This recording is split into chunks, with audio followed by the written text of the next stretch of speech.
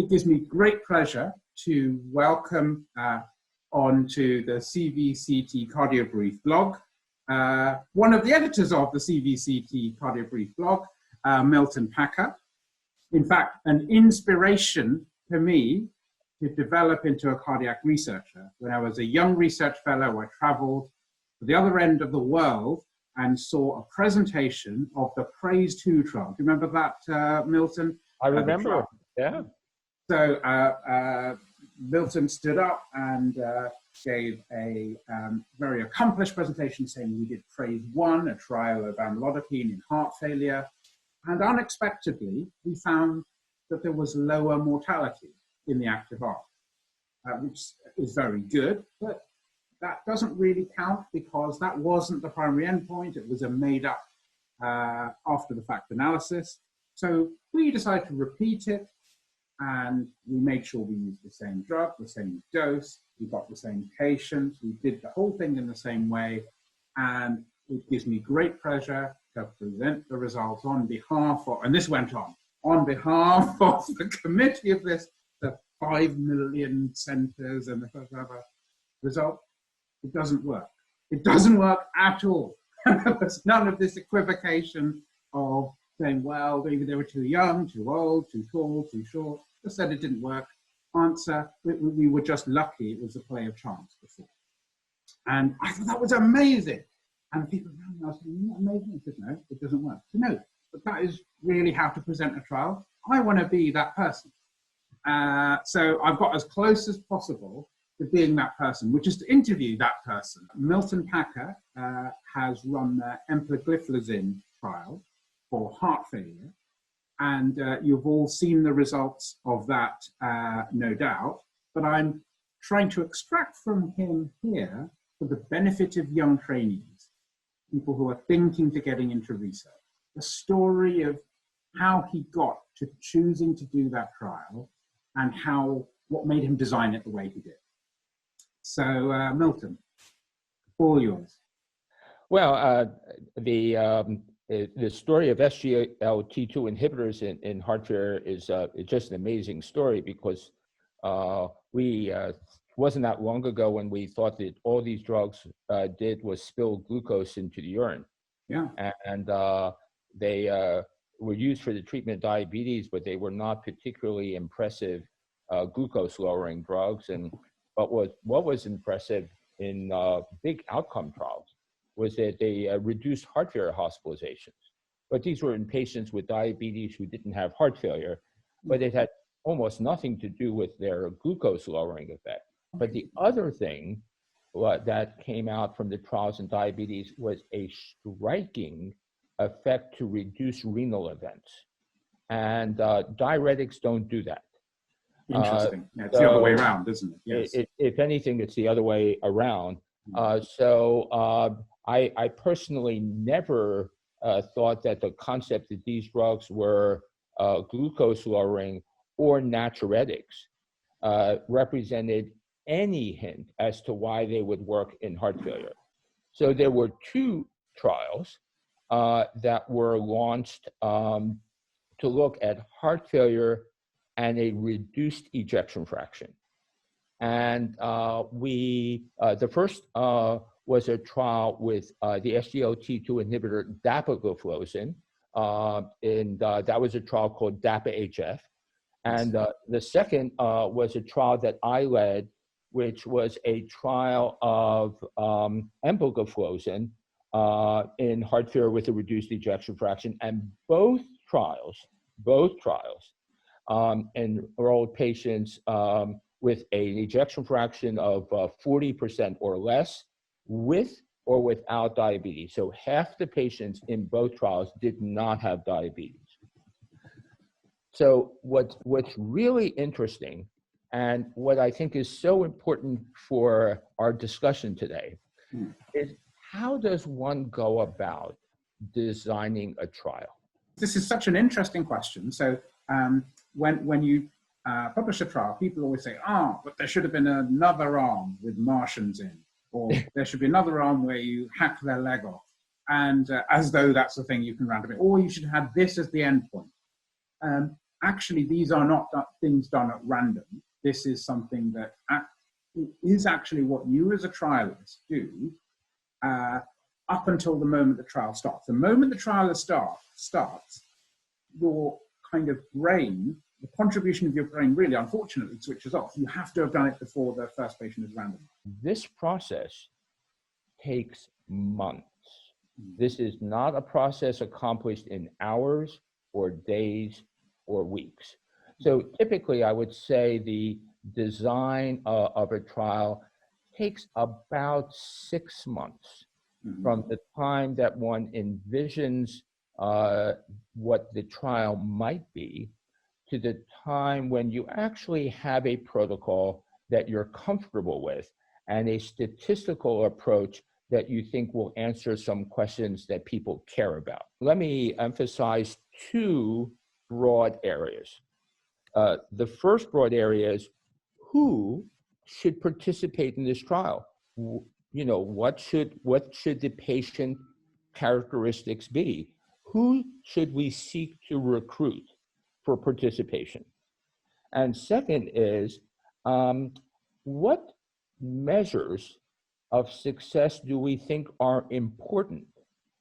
And how do we describe them in a way which is rigorous and minimizes the likelihood of bias or the play of chance? So those are the big 2 domains. So the 2 big domains are which patients and what outcomes.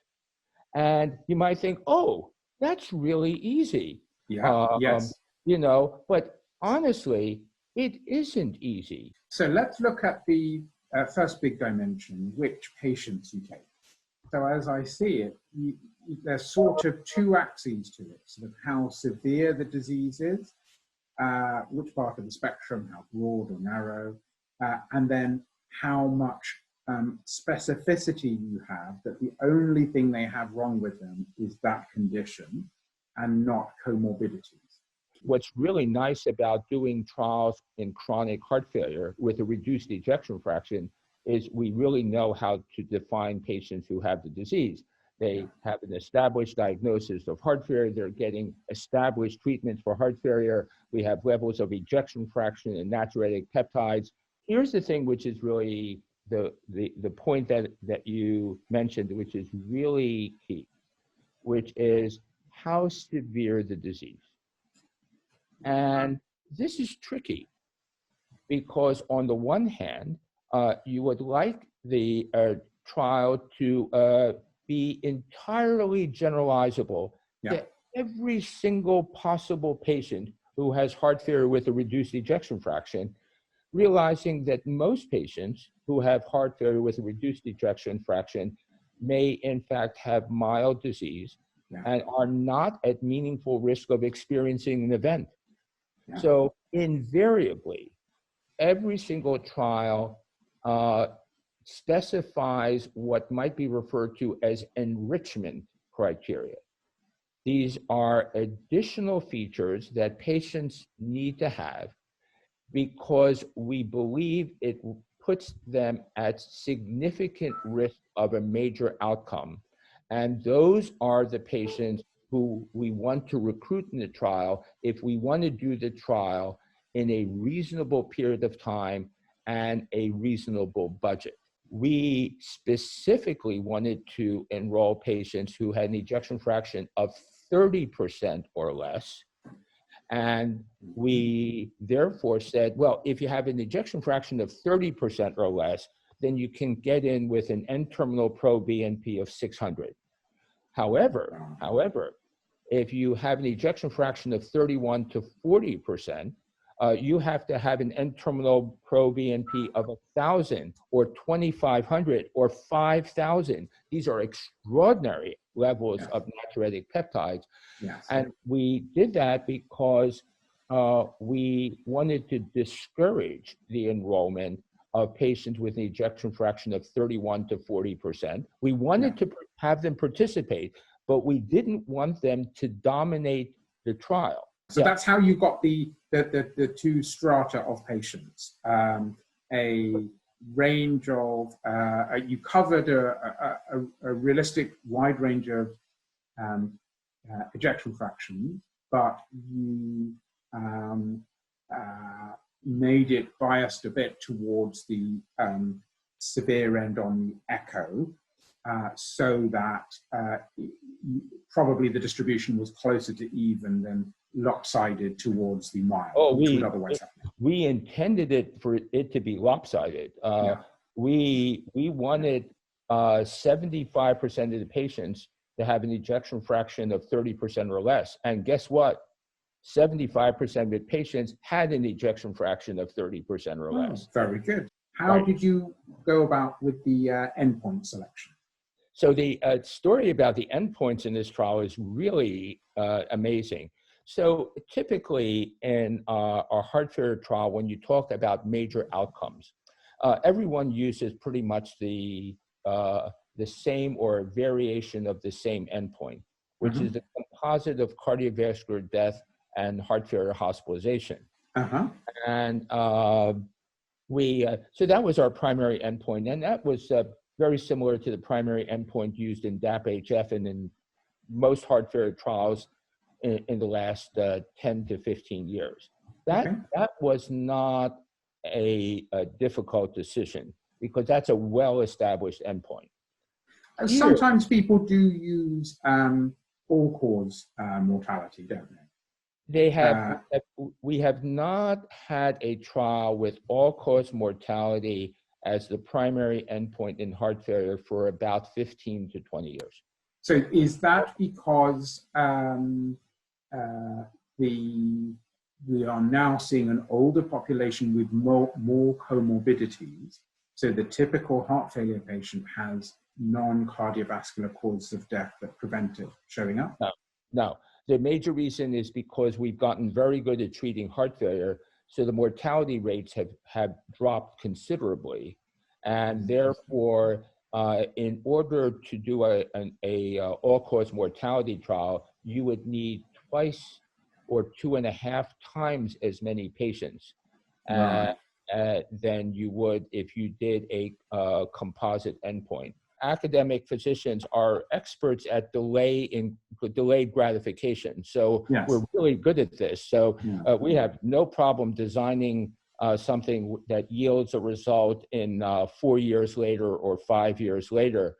But not 20 years, But not 20 years. So the real reason that motivates the use of the composite is the drop in mortality and the fact that we really do want a useful answer in a reasonable period of time. So now everyone agrees and everyone utilizes about the same primary endpoint. What other endpoints do you measure? So here is the real secret of EMPEROR-reduced. So what is common is for investigators when they're defining other endpoints to have a long list of things that they can measure. It wouldn't be so unusual for a clinical trial to list 10, 15, 20. Because there's no penalty for doing so. You don't have to take away any of the alpha value, the significance testing.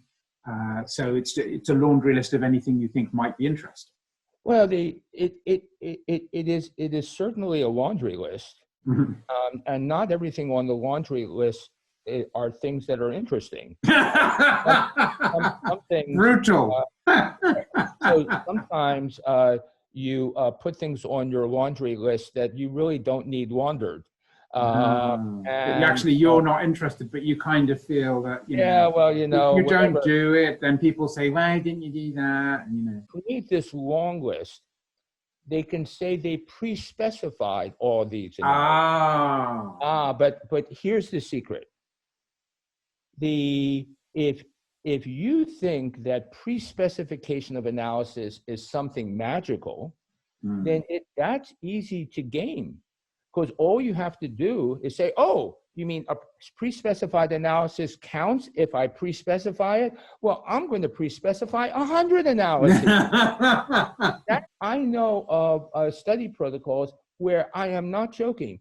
they pre-specified 100 endpoints as secondary or ancillary or Well, exploratory. 5 of them are going to be significant, one way or another.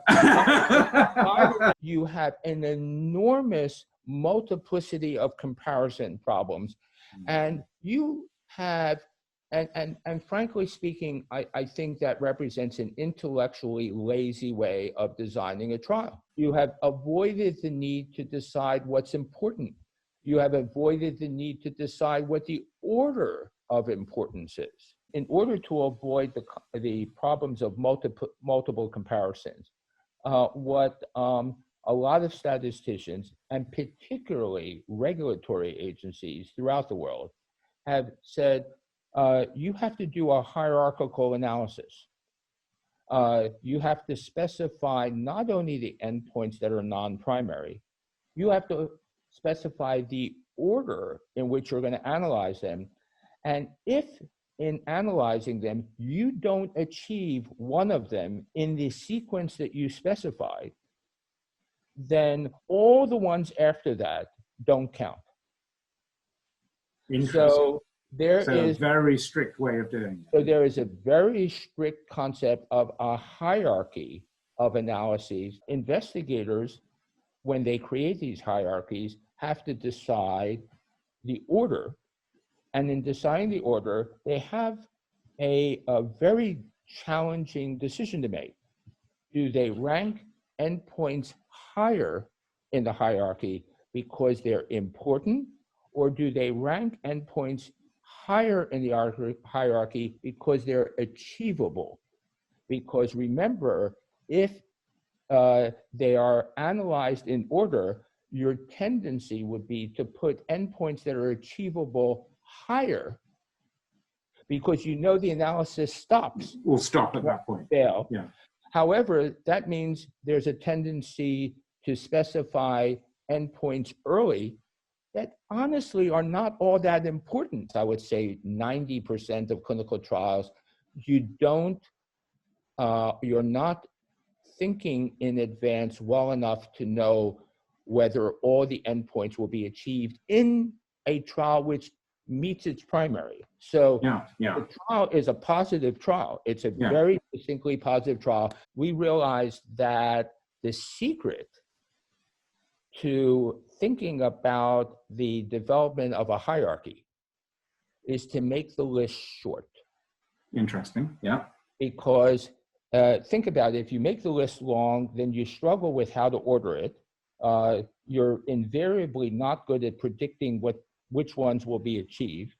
And you complicate things by making the list long. So here's the solution. Specify the shortest list of hierarchical endpoints that you can possibly specify. Well, in all honesty, the shortest list in a hierarchy is always 3. Because if you have 2, that's not a hierarchy. Yeah. 2 means so the primary plus 2. Yes. Primary plus 2. And the first is more important than the second. We knew the primary because it's pretty much the same primary for every heart failure trial. The heart failure with reduced ejection fraction. And so we said, we're going to choose 2 more. And that's it. Only 2. Now, please, Darrel, understand, there are many other endpoints in this trial. We still have a long list of analyses that we think are interesting and relevant, but one needs to make a distinction between an analysis that you think is interesting and relevant and distinguish that from an analysis that you think is important. Here's the distinction. An analysis that is important is an analysis that determines whether the trial actually showed a treatment effect. We knew that from diabetes trials that the drug reduced heart failure events and reduced renal events. So, boy, if those are the 2 features of a drug that is an SGLT2 inhibitor, I'm going to make my first primary heart failure hospitalizations, total number of heart failure hospitalizations, and I am going to make my second primary the progression of glomerular filtration rate deterioration and a composite of renal events. And that's it. And you chose the heart failure hospitalization as higher up in the ranking because the patients would be aware of it. Well, we made it a little bit higher because, you know, it was a heart failure trial. Oh, yes, of course. Yes. So we realized that patients were 10 times as likely to experience a heart failure event than a renal event.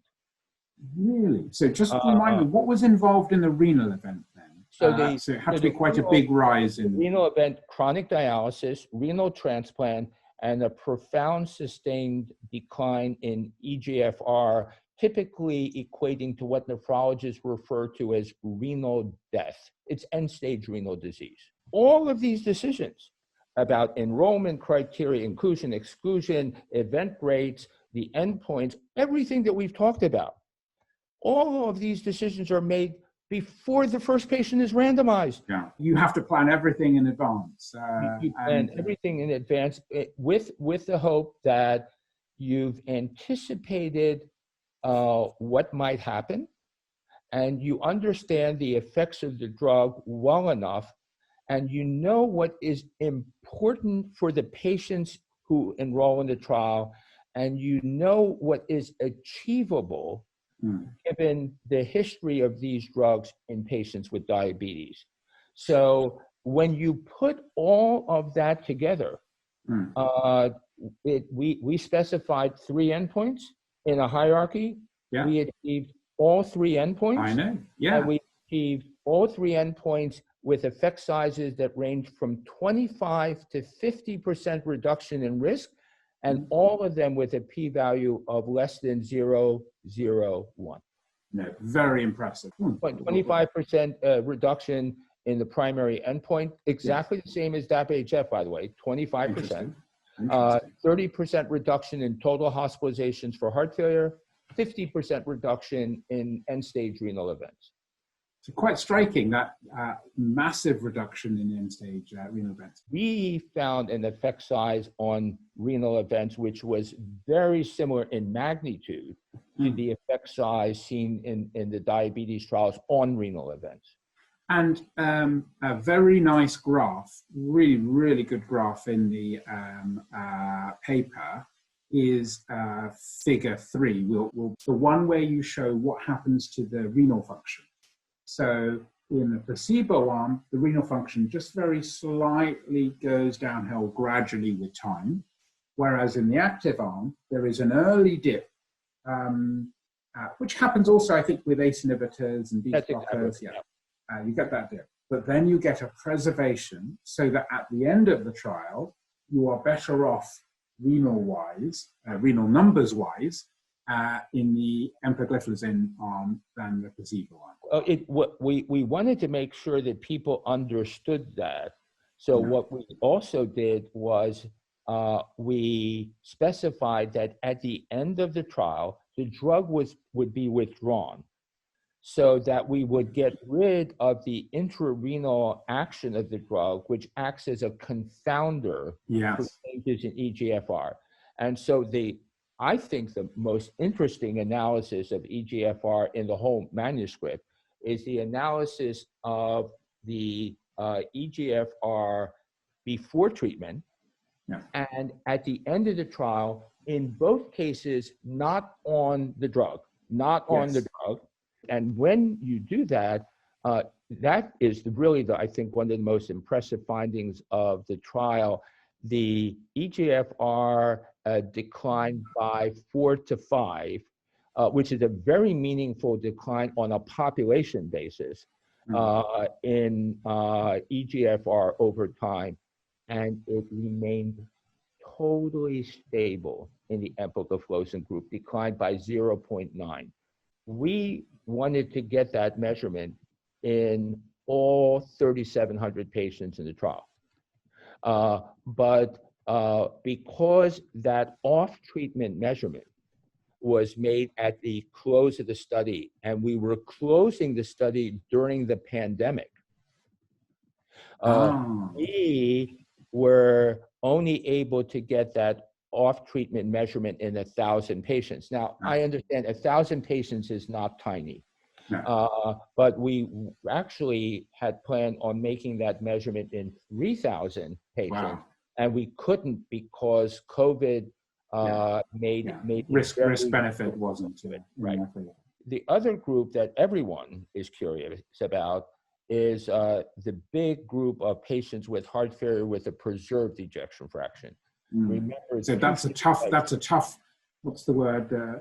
That's a tough audience. The next big frontier for these drugs is heart failure with a preserved ejection fraction. Well, you will not have to wait long to see those trials, because those trials were planned 3-4 years ago.